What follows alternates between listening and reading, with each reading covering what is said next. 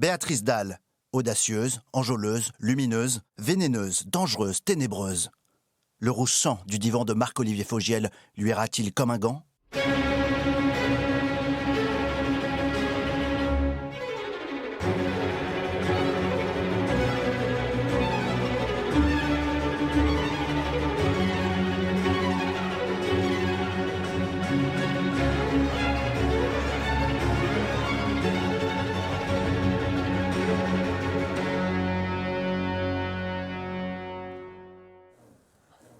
Pas trop fatigant d'être Béatrice Dalle.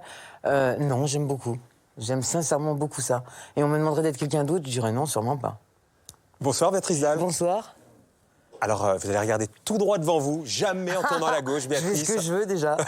Ça, je sais que vous faites ce que vous voulez depuis toujours en plus, Béatrice Dalle, ça date pas d'hier. Non, mais ça m'énerve en plus que tu sois sous le côté de pas te voir. Ah ben, il va falloir s'y faire. Béatrice, en tout cas, moi, je suis très très heureux de vous recevoir. Heureusement, imagine, tu dis je suis pas heureuse de te rencontrer. Super heureux, d'autant que vous êtes la cliente rêvée pour un divan. Vous annoncez sur M6. Attends, t'as pas encore vu? C'est du pain béni. Si je dis provocante, irrévérencieuse, rebelle, libre, rejet des racines, des non-dits, une fascination pour le morbide, un goût pour l'autodestruction, et puis aussi une renaissance incroyable, parce qu'on va le raconter ce soir, c'est une nouvelle Béatrice Dalle qui est sur ce divan. Vous êtes déjà allé voir un psy, Béa? Ah non, oui, si, mais parce que quelqu'un me l'a conseillé. Donc j'ai passé un très bon moment avec lui, parce qu'il était très, très brillant. Mais il m'a dit, ça ne vous sert absolument à rien, vous n'avez pas du tout besoin d'un psy, mais ça, je le savais déjà. Béatrice, il va falloir regarder devant. Non, je sais, regarde ce que quand je vous veux. étiez sur le divan d'Henri Chapier, il y a 30 ans... Je faisais pareil, ce que je voulais. Ah bah oui, vous aviez refusé de vous allonger. Ah, tu vois? Vous étiez restée assise. Forte tête, d'une certaine manière. Non, c'est que je fais ce que je veux avec mes cheveux. On a tellement de choses à se dire ce soir. La vie qui est la vôtre est absolument incroyable. Je vais d'abord vous expliquer pourquoi je vous ai invité. Si je vous ai invité, Béatrice, c'est que... Eh bien, c'est que je me suis dit que vu que vous vous étiez récemment réconcilié avec vos parents, après 20 ans de silence radio, vous deviez être dans un état tout à fait propice au lâcher-prise, à la confession et à l'introspection. Et que ce divan allait être, pendant un peu plus d'une heure, votre cocon. Ça, c'est la première raison. La deuxième raison, c'est que vous êtes volcanique. Votre zone de confort, ce sont les zones sismiques, ces moments où la passion emporte tout, enterrant sur son passage toute forme de raison. Ça pue chez toi, c'est moche. J'en ai marre, je fais le ménage, moi je respire pas. Je veux voir, moi. T'as rangé ta baraque, j'en ai marre. Alors Béatrice, d'où vous vient ce besoin de mordre la vie à pleines dents? Est-ce parce que les vôtres sont marqués du sceau du bonheur? Autre raison, contrairement aux apparences, vous êtes une femme soumise. Femme fidèle plus que rebelle, constamment prisonnière de l'amour d'un homme ou des exigences de réalisateur à qui vous vous offrez totalement. Je suis un soldat super docile. À partir du moment où j'accepte un film, je suis fière que le metteur en scène m'ait fait cette proposition. Donc il peut me demander ce qu'il veut, je ferai tout pour le satisfaire. Et si derrière l'ogresse souvent décrite se cachait une femme appliquée, obéissante et obnubilée par la volonté de plaire? Ce qui m'a également poussé à vous inviter, c'est que vos déclarations sur le cinéma peuvent se résumer ainsi. Vous ne jouez pas un rôle, vous êtes le rôle. Déclaration forcément inquiétante au regard de votre filmographie. Femme qui s'automutile dans 37 de le matin. Femme cannibale dans Trouble Everyday. Femme infanticide dans Aux yeux des vivants. Alors, est-ce que c'est votre propre folie que les réalisateurs viennent chercher chez vous? Ou est-ce vous qui vous servez d'eux pour canaliser d'inavouables pulsions? Et puis la dernière raison, c'est que vous êtes une icône. Indémodable depuis que vous avez crevé l'écran dans 37 de le matin, indiscutable depuis que vous avez fait le tour des réalisateurs les plus cultes de l'époque, indépassable depuis que votre vie privée s'est montrée au diapason de votre statut. Et comme ce divan n'aime rien d'autre que les personnages au relief acéré, il était devenu indispensable de vous inviter. Je crois que je peux m'en aller, c'est fini, t'as tout dit là. Non, maintenant on va essayer de comprendre, Béatrice. On va démarrer par la naissance d'une icône, Dominique Besnéard, Nénès, comme vous l'appelez, grand agent de cinéma français qui vous a découvert et qui est devenu donc producteur, qui sera là tout à l'heure. Dit que vous êtes comme Anna Karina. Elle existe malgré peu de succès commerciaux. Elle est devenue vrai. Une icône. Est-ce que déjà vous avez conscience d'être une icône? Ouais, parce que souvent on me le dit et je suis assez flattée. Moi, je prends tous les compliments. Et je ne supporte pas, à l'inverse, qu'on me dise des choses méchantes.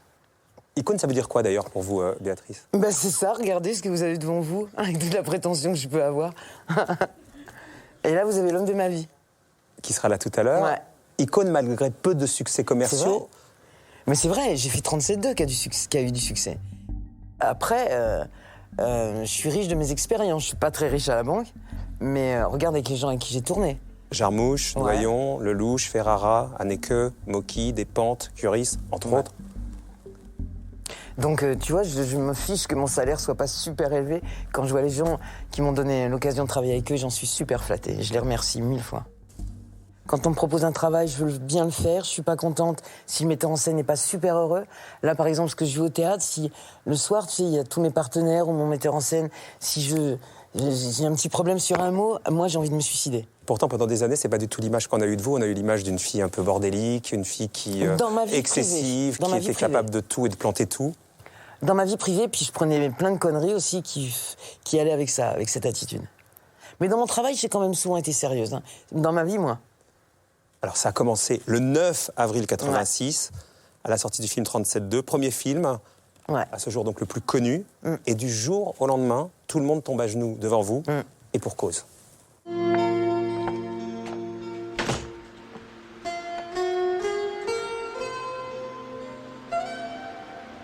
C'est la première fois qu'on sort dans la lumière. Qu'est-ce que tu fais là? C'est pas l'heure. Et alors? Comment tu me trouves? Qu'est-ce que t'en penses? Je te plais?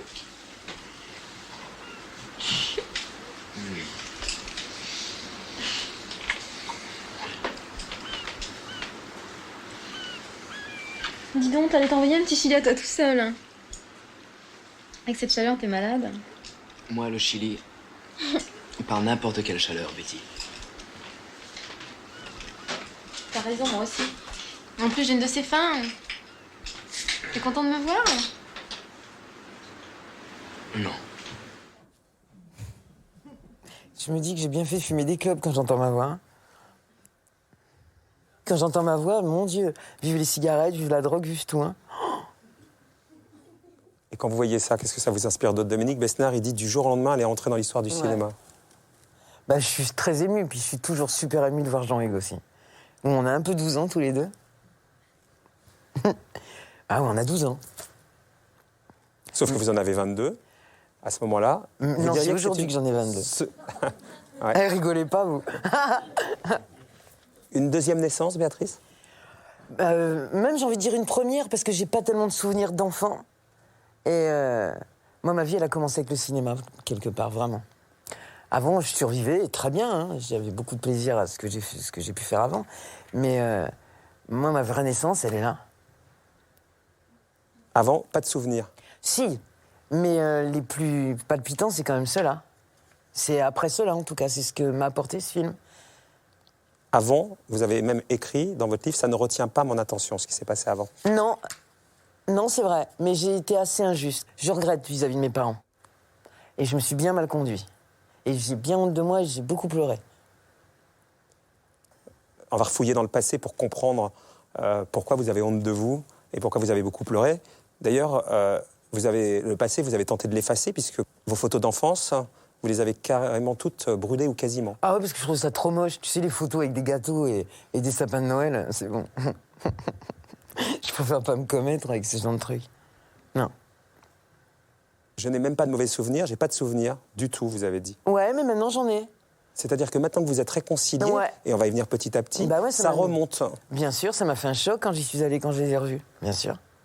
Ça, Ouais. C'était quand vous les avez Cet revus? été, seulement. Donc depuis cet été, Ouais. ça remonte. Pendant des années, un déni. Ouais.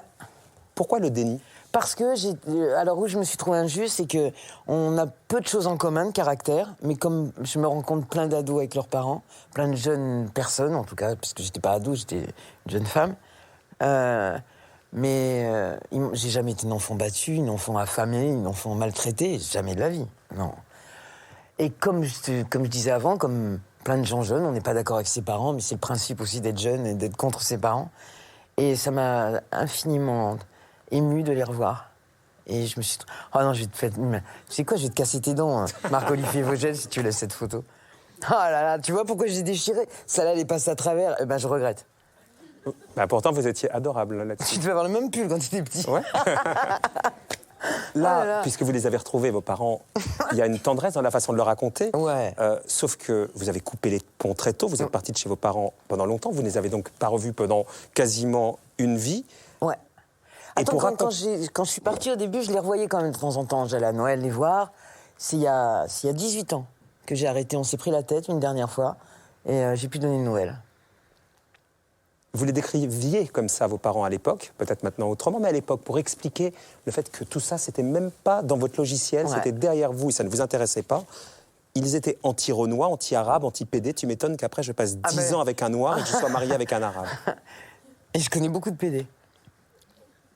Mais à la fois, tu sais, quand on n'a pas la chance d'avoir l'éducation, de voir, de voyager, de faire des choses, et faut peut-être être un petit peu indulgent avec ces gens-là aussi. Ils n'ont pas eu cette chance-là. Ils n'ont pas eu la chance que moi j'ai eue de rencontrer tellement de gens, de faire tellement de choses, d'aller dans tellement d'endroits. Je me dis, si tout le monde avait la vie que j'ai, sûrement, ce serait plus facile d'être tolérant et d'aimer les autres et d'être... Mais à l'époque, donc, vous n'aviez pas cette indulgence-là. Et vous disiez, la cigogne, c'est tromper de famille. Ouais, je me disais, elle était bourrée, la cigogne, parce qu'elle m'a mis dans une cheminée qui n'était pas la mienne. Mais de toute façon, moi, je voulais être... moi, ce que j'aurais voulu, c'est une enfant adoptée, vivre dans un château comme les princesses. Alors, quand t'as des projets comme ceux-là, tu vois... Vous venez de là, Béatrice. Vous vous dites, moi, je ne viens pas d'une cité, je viens du caniveau.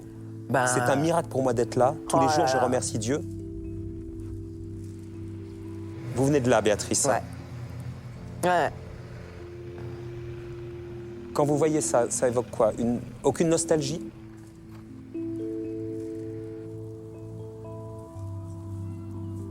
Non, j'ai pas tellement de nostalgie de ça. Non, c'est tout pourri quand même.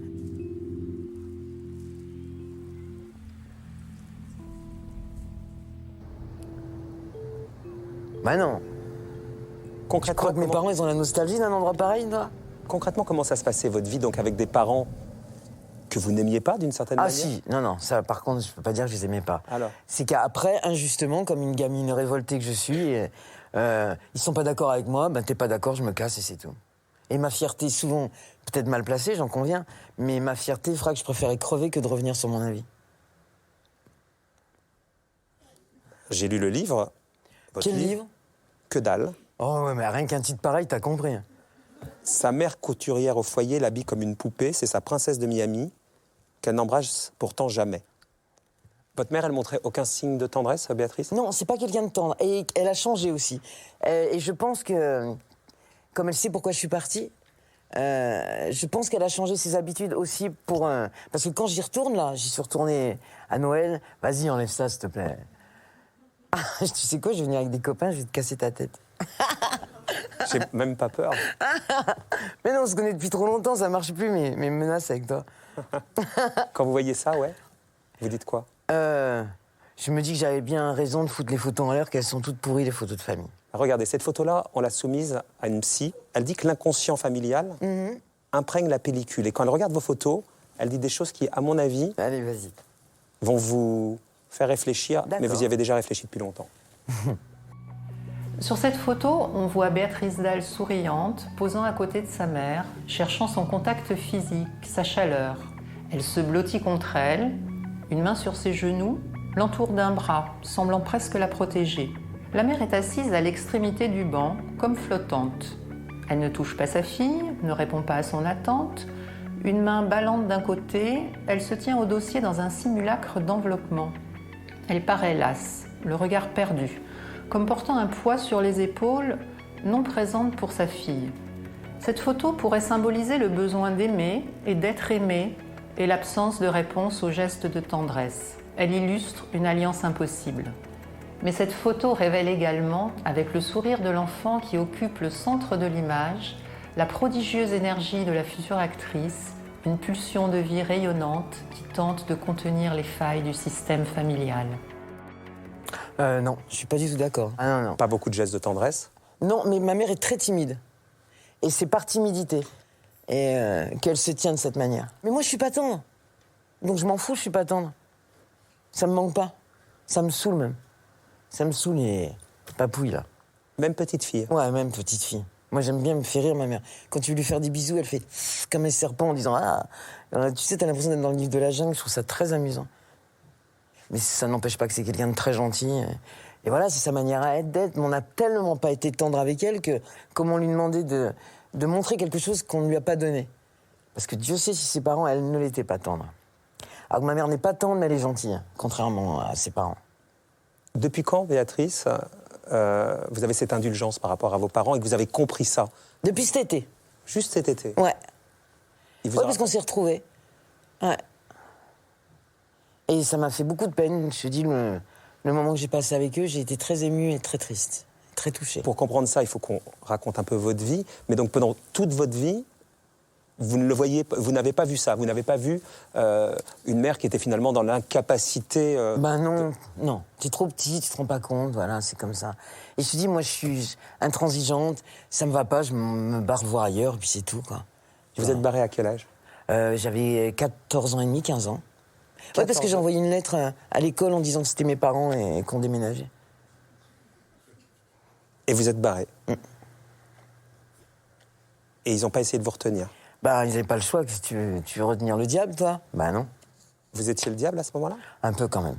Ah bah ouais. Je veux pas qu'on me mette d'entrave. Si j'ai envie de faire quelque chose, faut pas m'empêcher. J'ai toujours dit, j'ai atteint l'intégrité physique ou morale de personne. À partir de là, je fais ce que je veux de ma vie. J'ai jamais demandé à qui que ce soit de m'entretenir. J'ai toujours subvenu à mes besoins, de quelque manière que ce soit, pas forcément les plus légales, j'en conviens. Mais c'est mon problème, ça ne regarde que moi, fallait pas se faire serrer, et c'est ce que j'ai fait. Et donc à partir de là, on n'a pas le droit de me juger. Je m'en fous de ce que les gens y pensent finalement. Vous quittez l'univers familial à 14 ans et demi. Vos parents, ils ont de toute façon la loi avec eux si vous voulez vous récupérer. Puisque vous êtes Tu vois, mineur. même la loi. Ils n'ont pas cherché à le faire? Non. Non, mais j'aurais donné des nouvelles au début, hein, quand je suis partie au début. J'allais les voir à Noël, j'allais les voir de temps en temps. Non, non, ils savaient ce que je faisais, où j'étais. Enfin, ce que je voulais bien leur raconter, quoi. C'était mieux pour vous, c'était mieux pour eux. Ouais. Enfin, pour moi, en tout cas. Parce que moi, le jour... tu sais, je suis partie un week-end à Paris, je suis allée au bain-douche, dis donc. À écouter un concert des Dead Kennedys, c'était vachement sympa. Et quand je me suis dit, quand j'ai vu ça, je dis, c'est mort, le Mans. Plus jamais je reviens là-bas, c'est pas possible. C'est pas possible. Plus jamais au Mans? Non. Non, la seule chose que je regrette Après, c'est pas mon départ du tout, hein. C'est il y a 18 ans quand j'ai arrêté de les voir. Mais mon départ, non, je suis ravie d'être partie à cet âge-là, de tout ce que j'ai fait. C'est aussi ça qui a fait que, voilà, la vie que j'ai eue et ce qui m'est arrivé, quoi. Et donc votre mère, au moment de 37.2, vous êtes en contact avec elle, et elle est Oui. interviewée à la télévision, et elle parle de Béatrice, la petite Béatrice, qui entre dans l'histoire du cinéma. D'accord. Et elle dit ça. Quand nous sommes arrivés au Mans, Béatrice était toute petite, elle avait 1 an et demi par là. Donc elle a suivi l'école ici, l'école primaire, Salé. Elle est partie au CES, ici à côté, et c'est là que tout a commencé, disons, alors, même mal tourné. Elle n'avait que des insultes. C'est une môme quoi, qui a gardé, je vous dis, une rancœur et un fond de chagrin de voir tout ce qu'elle a entendu. Et puis sur moi aussi, d'ailleurs. Elle a quitté le Mans à 16 ans. Elle est partie à Paris, disons, pour essayer de trouver du travail, puisqu'ici, elle n'en trouvait pas. Ça nous tombe dessus comme ça, parce que ça ne fait quand même que... Oh oui, ça fait tout juste 1 an. Hein, vous voyez, c'est arrivé brutalement, comme ça, que... Vraiment, on ne réalise pas, vraiment, j'ai pas encore réalisé. J'adore ma mère quand elle fait la menteuse, ça me fait trop rire. Oh là là là là. Mais bon, c'est mignon quand même. Pourquoi elle ment? Elle dit quoi qui n'est pas vrai? Quand elle dit j'ai commencé à flirter avec les conneries qu'on m'insultait, mais ça a toujours été ça, même pour elle, elle a toujours rêvé ma mère se barrer de cette ville. C'est un peu triste, quoi. Et c'est pour ça quand tu dis je regrette d'être partie. Mais non, je suis trop contente d'avoir eu ce courage d'être partie. Et je pense que si ma mère en avait eu l'occasion, ou le courage peut-être, elle l'aurait fait, elle aurait tellement été plus heureuse. Vous êtes parti, vous êtes arrivé à Paris, c'était l'école de la débrouille. Ouais. 14 ans et demi, Ouais. vous volez un peu, Ouais. vous rencontrez un garçon. Ouais, je suis partie avec un garçon. Et après, je suis allée au comment ça s'appelle cette boîte, le Gibus. Une seule fois, j'ai rencontré mon premier mari, Dal. Et assez vite, vous êtes installé avec lui. Ouais, il avait très un appart. vite. Très vite, ouais. Vous prenez son nom, vous vous mariez. Ouais. Et ça démarre comme ça. Ouais. Vous entrez donc de plein pied dans la vie d'adulte, d'une certaine manière. Ah non, j'y étais déjà. Ou j'y n'y ai jamais été, j'y suis toujours pas, je ne sais pas d'ailleurs. Ouais. Vous êtes quoi? Parce que je trouve que j'ai exactement les mêmes réactions et presque la même vision que quand j'avais cet âge-là. Alors peut-être que j'ai pas évolué, peut-être, hein, mais je m'en fous, ça me va. En tout cas, l'éternel enfant qui arrive à Paris rencontre donc un père de substitution qui s'appelle Dominique Besnéard. C'est pas un père, et ça va l'énerver si on dit ça. Et je veux pas énerver Nénès. C'est tout, Dominique, c'est pas seulement un père. Tu vois, quand je disais de dire un agent, ça suffit pas, ben de dire un père, ça suffit pas. C'est tout, Dominique Besnéard. Sans lui, je serais en prison ou morte. Peut-être, ouais. Bah oui. Moi, j'ai pas fait d'études, j'ai pas d'argent. Vous avez fait des photos en arrivant à Paris. Ouais. Dominique les remarque, ces photos, évidemment, donc à la une d'un magazine. Et c'est là qu'il vous contacte pour le casting de 37.2. Et là, on comprend pourquoi, évidemment, on vous choisit, il vous choisit. Dégage, mets-toi les choses chez nous. De quoi tu parles à la fin? Mais tu comprends pas que j'attends pas seulement qu'un type me baise. Quand je pense que j'ai passé 1 an dans cette tôle. 1 an sans qu'il se passe un seul jour, sans que ce salaud louche sur mon cul, avec sa conne de bonne femme qui nous cassait les oreilles du matin au soir. 1 an à servir des tonnes de clients, à balayer la salle, à astiquer les tables en formica. Et tout ça pour qu'un matin il te passe la main entre les cuisses et que tout soit recommencé à zéro. Avec juste de quoi s'acheter un ticket de train, tu comprends pas? Ça me dégoûte. Moi, perso, je comprends pas, hein, parce que comment je parle faux. Oh là là. De la nostalgie, Béatrice? Ouais. Ah ouais. C'était vachement mieux. Pas là, à ce moment-là. Mais quand 37.2 est sorti, c'était extraordinaire. Moi, j'aurais voulu avoir 12 ans toute ma vie. Dominique, en tout cas, craque sur vous à ce moment-là. Il va devoir apprendre à gérer l'animal, vos excès. On va le voir et il va nous raconter tout ça. Bonsoir, Dominique Besnéard. Bonsoir. Merci d'être avec nous, Dominique. On dirait qu'il vient témoigner contre moi, tu sais, comme dans les reportages. Vous n'êtes pas son père, Dominique, mais Béatrice, c'est quoi pour vous, votre fille, votre femme, votre sœur? C'est mon idéal féminin. Alors ça peut ça être calme, ça, non? des fois un père peut considérer que sa fille est son idéal féminin. Quelquefois, ça peut être un peintre, ça peut être un frère. Donc, je me suis jamais senti père ou frère. Je me suis surtout senti comme quelqu'un qui devait la protéger. D'elle-même? Non, pas d'elle-même, la protéger, parce que Béatrice, elle est rare. Hein, on rencontre pas des Béatrice Dalle à tous les coins de rue. La rencontre a été assez extraordinaire. C'est quand même une rencontre de cinéma, parce qu'il y a du surnaturel dans notre rencontre. Il y a quelque chose il y a un destin. Je l'appelle donc le soir et je dis Béatrice Dalle, voilà, on prépare 37 degrés le matin. Est-ce que vous voulez venir me voir demain? J'ai vu votre photo et là je sens, elle dit mais vous êtes qui? Vous pouvez rappeler, dire bonjour, je ne vous dérange pas. Tout à fait une grande bourgeoise. et vous pouvez me rappeler et voilà et je vous répondrai. Je dis mais elle est insensée cette fille alors parce que je pensais qu'elle était au courant du film, on ne parlait que de ça. Donc je la rappelle, non, excusez-moi, alors maintenant c'est mieux, puis là je chante de l'humour. Donc elle me dit, voilà, alors je lui raconte, même dit, oui, mais moi, pourquoi pas, mais je lis pas. Et vous avez entendu parler du film, de Jean-Jacques Bennett, je dis non, pas. Mais en même temps, drôle, hein, pas du tout une illettrée, elle voulait jouer avec moi au téléphone. Et donc je lui dis, écoutez, vous venez au studio de Boulogne demain et on se verra et tout ça. Et elle me dit, mais non, moi je vais pas au studio de Boulogne. Hein. Moi j'habite à la Bastille et moi j'ai pas d'argent, je prends pas le métro, donc je vais pas au studio de Boulogne. On se retrouvait à mi-chemin. Mais je lui dis, il faut que vous achetiez le livre. Ah non, tu m'achètes le livre. Et il y a une librairie en face de la Comédie Française. On rentre dans la librairie et il y avait partout des textes, enfin il y avait le 37 degrés qui était sur des piles. Et donc je lui achète et le monsieur dit, ah ben vous voyez, qu'est-ce qu'on le vend? Parce qu'il y a un film qui se prépare. Alors il me dit, elle est le rôle, c'est la première. Et c'était insensé. Insensé. Donc on voit bien tout de suite le caractère de Béatrice à l'époque. Déjà, Dominique, ce caractère, Il a été compliqué à gérer pour vous après? Non mais attendez, ce caractère, mais cette espèce de truc surnaturel. Surnaturel. Et le mec, le monsieur de la librairie, que j'ai revu souvent après, et il me disait quand même une étoile est née dans ma boutique. Et vous avez suivi, évidemment, accompagné, géré, vous avez même écrit « Béatrice, c'est mon Vietnam, elle m'a fait vivre des moments très pénibles, Béatrice ».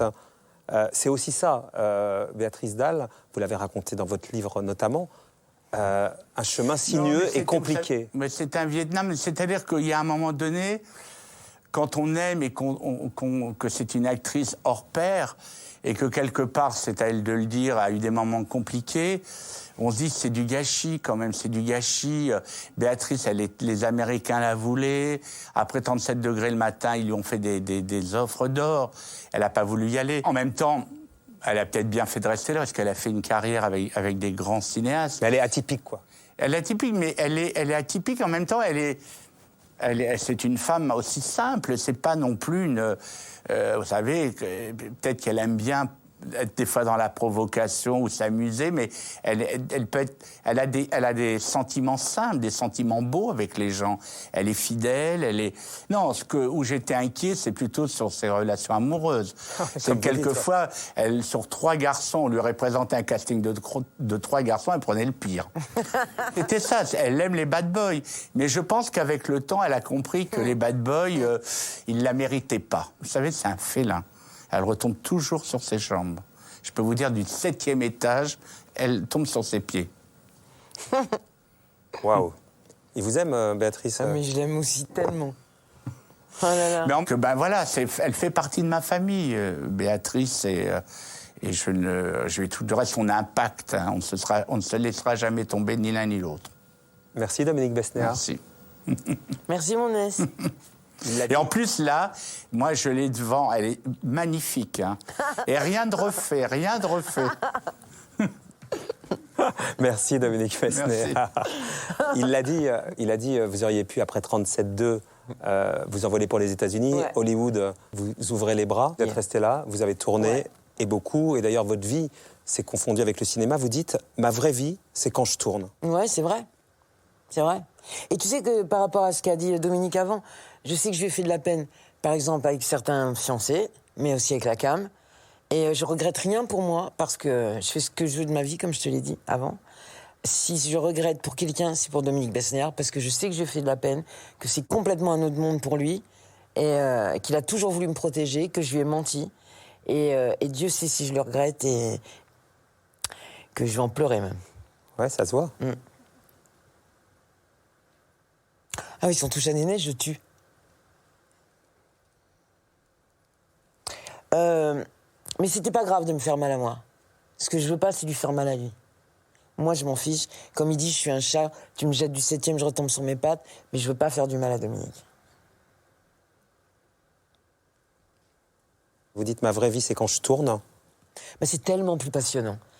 Tu vois, quand dans la présentation, tout à l'heure, on me dit, je suis une fois cannibale, une fois mère incestueuse. Incestueuse ou qui tue ses enfants. Je me souviens d'un film et que j'avais beaucoup aimé où je devais tuer mes enfants. Ça, j'avais adoré le faire. Mais avant de les tuer, il fallait que je leur fasse à manger. Oh, ça m'avait saoulé. J'ai dit, attends, je ne fais pas à manger à mes enfants. Moi, les tuer, je veux bien, mais pas les nourrir. Oh, je suis pas d'accord. Non, dans le sens où, si c'est pour faire le quotidien, c'est ça, pour ça que je dis ça. Ouais, j'ai bien le compris. quotidien, ça ne m'intéresse pas. Moi, j'aime l'opéra. L'opéra dans ma vie, l'opéra au cinéma. Christophe Honoré, avec qui vous avez tourné 17 fois Cécile Cassard, nous a dit que pour le dernier jour de tournage, il vous a dit, voilà, tu es libre, je te rends à la vraie vie. Et vous lui avez répondu, avec un voile de tristesse dans le regard, de quelle vie tu parles? La seule vie que j'ai, c'est ici. Donc quand vous ne tournez pas, il y a la tristesse dans le regard, Béatrice. Bah, parce que c'est tellement moins palpitant, quoi. Et encore une fois, vu les gens qui ont fait appel à moi, quand il y a des types comme lui, des Pierre Denis, comme Virginie Despentes, comme Abel, comme Jim, tu te dis merde. C'est plus simple d'exister sur un film que dans la vraie vie? Ah non, c'est que c'est beaucoup plus palpitant ce qui s'y passe.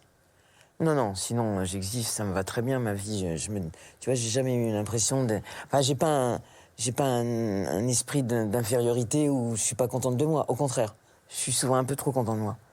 Vous dites, si ma vie pouvait ressembler à un opéra sanglant, le quotidien et la réalité ne m'intéressent pas. Un opéra sanglant?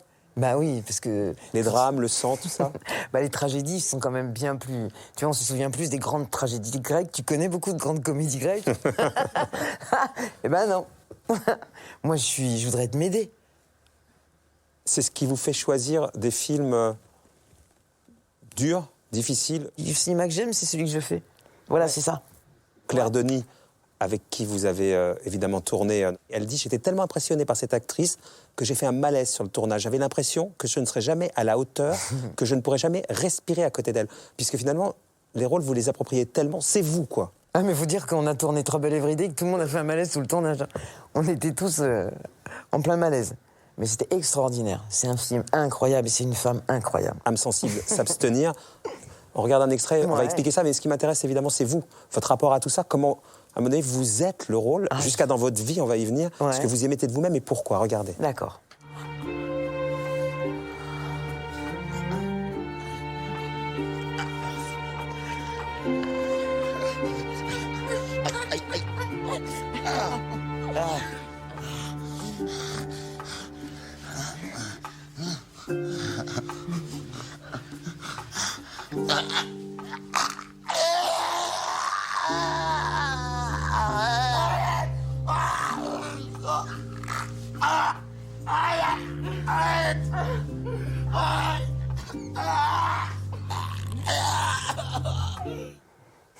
Vous avez piqué une crise de nerfs sur la scène. Vous avez même dit que vous avez cru l'avoir tué, Nicolas Devauchel. Ah ouais, Nicolas, ouais. Il avait eu un accident de voiture un mois avant et je lui ai arraché ses greffes de peau avec les dents. C'était trop amusant. D'ailleurs, on est très amis depuis. C'est un grand moment. Regardez, il est toujours très beau, mon Nicolas Devauchel. Et on est très liés aussi par ce film, je crois. Parce que c'était son premier film. Et pour un gamin qu'il était, faire une scène comme ça, où il acceptait tout, il était prêt à tout, il était incroyable. Hein. Mais vous, qu'est-ce qui fait qu'à un moment donné, vous perdez le contrôle de vous-même au point d'être le rôle? C'est vrai que j'excelle, moi, dans les scènes d'hystérie. Et voilà. Les scènes du quotidien, je sais pas faire. Je sais pas faire dans la vie, donc je sais pas faire à l'écran. Je peux donner que ce que j'ai. Donc vous avez quoi, l'hystérie? Vous avez quoi d'autre, Béatrice? Je suis extrême dans tout, quoi. Mais vous, est-ce que vous avez eu peur de sombrer dans la folie? Non, pas du tout. Sauf que quand vous rentrez chez vous, vous dormez pas pendant 10 nuits. Ah non, c'était pas à cause de ça, c'est parce que je me suis déchiré tellement. C'est pour ça que j'ai pas dormi, c'est pas à cause de ça. Bien sûr. Mais bon, regarde le résultat, puis c'était avant, hein. Je suis arrivé sous le tournage, j'étais pas en forme déjà. Mais bon, regarde ce que ça donne. Ça a donné un film dont tout le monde me parle, qui est incroyable. Donc pour moi, la fin justifie les moyens. Je m'en fous de quelle manière je vais y arriver, mais je vais y arriver. Et vous n'avez pas peur de temps en temps de trop donner au cinéma, d'y laisser une part de vous-même, de votre santé? Non. C'est l'inverse. Si c'est pas comme ça, c'est pas bien. Et ça se passe pas bien et j'aime pas. Ça, non. Il faut que ce soit tout le temps comme ça. Puis si c'est pour montrer, tu vois, comment je me coiffe le matin, non. Voilà. Ça, j'ai envie de montrer ça. Mais ce que vous avez envie de montrer, c'est donc des choses assez noires. À l'intérieur, un film d'horreur, vous teniez le rôle d'une femme prête à tout pour arracher un enfant qu'elle croit être le sien du ventre de sa mère. Ouais. Dans New Wave, vous jouez le rôle d'une mère incestueuse. Ouais. Dans Les Yeux des Vivants, une mère infanticide. Qu'est-ce que ça dit de vous? Mais moi, c'est les choses que j'ai envie de montrer. C'est les films que j'ai envie de faire, de voir. C'est le cinéma qui m'intéresse. Voilà. Je crois que j'ai fait des choses bien plus dangereuses dans ma vie, privée, que même ce que j'ai montré à l'écran. Comme quoi, puis on en évoquera après, mais comme la drogue, j'imagine. Ouais, par exemple. Comme quoi d'autre? Comme certaines de mes relations. Vous le racontez, je ne sais pas où est la part du vrai et du faux, et on va y venir, mais au trafic d'organes, par exemple, dans les rues de Paris, à la morgue.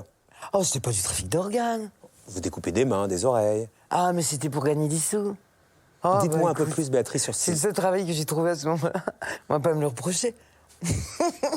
Ça dit quoi de vous, ces films sombres, cette fascination un peu pour le morbide, et on va le voir jusqu'à dans votre appartement. Ça dit quoi de vous? Mais il n'y a plus, on me les a volés, malheureusement. Non, c'est juste, à la limite, alors j'ai envie de dire, c'est presque plus une fascination esthétique. Ça va pas plus loin que ça. Sincèrement. J'essaie pas de me trouver une excuse. Si je voulais pas te répondre à ça, je te dirais, j'ai pas envie de t'expliquer. Non, ça va pas plus loin que ça. On termine avec les films sombres, voire gore. 2 extraits extrêmement violents et qui disent quelque chose forcément de vous. On a essayé un peu de le comprendre déjà là. On va poursuivre et on va continuer.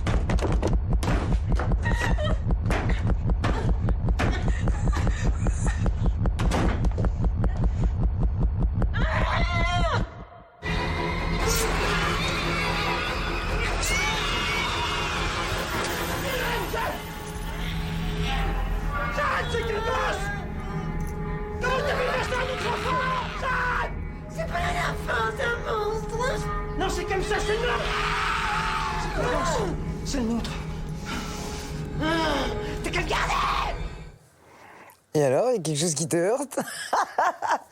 C'est pas des romances, ça. Ben, moi, c'est mon romantisme à moi. Si vous aviez été mère, Béatrice, vous auriez pu jouer ces rôles de mère? Bien sûr. Mais ouais. Mais non, parce qu'il n'y a rien de plus amusant. En plus, c'est mes copains. C'est 2 copains à moi qui... Enfin, on est devenus amis depuis, les 2 garçons. Julien Maury et Alexandre Ouais. Bustillo. Et donc, on a commencé par à l'intérieur. Il n'y a rien de plus amusant qu'un film d'horreur. Parce que quand, à la coupure déjeuner, on est tous éventrés, déchirés de partout et tout, c'est juste très amusant. Après, c'est que des effets spéciaux, hein, rien Bien d'autre. sûr, voilà, on demande ça à Béatrice Dalle, on ne demande pas ça mais à complètement. Catherine Deneuve. Mais ouais, parce que mais j'aimerais bien, hein, j'adore Deneuve d'ailleurs, tiens. Voilà. Mais ça fait vibrer quelque chose chez vous. Moi, en tout cas, les 2 extraits que tu me montres, ça a été tellement amusant à tourner. Après, il est très facile pour moi de rentrer en transe, quoi, tu vois. Très facilement. Parce que après, dans le deuxième, j'étais presque en transe. Parce que je me mets sur ma planète, hein, il faut défoncer la tête de ton mari à coups de batte, ben vas-y. Ben ouais. Mais moi, le cinéma, c'est la littérature, on a le droit de tout faire. Tu sais, je me souviens, je crois que c'est à la première à l'intérieur, il y a une actrice qui est là et qui est choquée, qui dit c'est honteux, on n'a pas le droit de faire ça. J'avais envie de dire, mais sans déconner, nique ta mère, j'ai envie de te dire. Voilà ce que j'ai envie de te dire. Parce qu'au cinéma, on a le droit de tout faire. Dans la réalité, bien sûr que non. Mais je crois que la littérature, la peinture, le cinéma, on a le droit. Tu vois. Et après, c'est prévu, c'est inscrit, voilà. C'est interdit aux enfants de moins de tel âge. C'est parce que vous avez le droit de tout faire au cinéma que vous le faites et parce que dans la vie, vous aimeriez bien tout faire et que vous ne pouvez pas? Oh non, ça, non. Non, pas jusqu'à là, évidemment. Non, mais même, je suis pas du tout quelqu'un... Je suis pas quelqu'un je pense pas être quelqu'un de violent, dans les mots, peut-être. Mais ça va pas plus loin que ça. Hein.